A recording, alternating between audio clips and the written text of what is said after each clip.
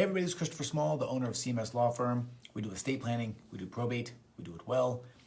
Today, I want to give you a friendly reminder that you are not the executor of someone's estate until the court appoints you to that position.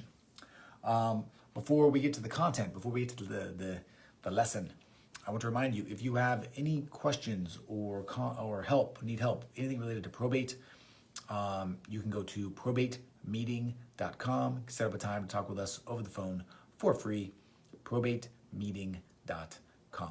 Okay, excuse me. Got a frog in my throat there, fly in my throat, I guess.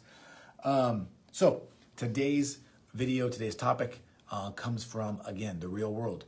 I had a client who called and someone had passed away. They needed some help, and this person had, excuse me, was named, again, goodness.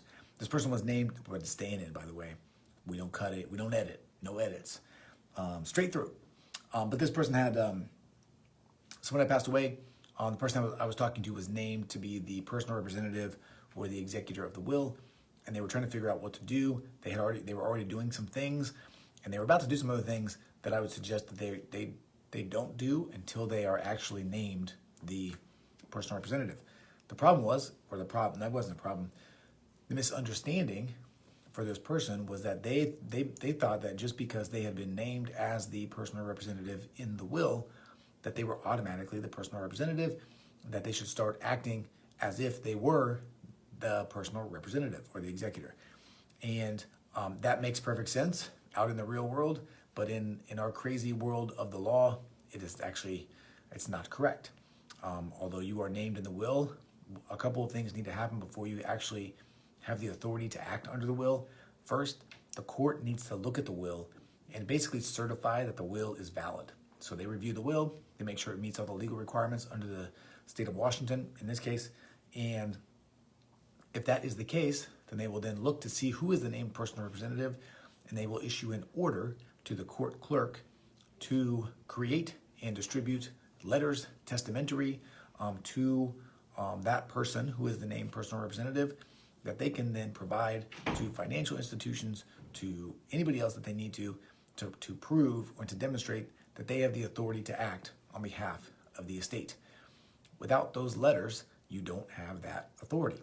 So don't do that, because if you can, it just causes other problems. This money was about to be moved. Some money was about to be moved into a bank account where it shouldn't have been, and then it makes everything sort of messy from an accounting perspective, and you just don't want those problems. So before you take on your duties as a personal representative, just make sure that you have been appointed to be that person from the court. All right, that's it. Lesson of the day. All right.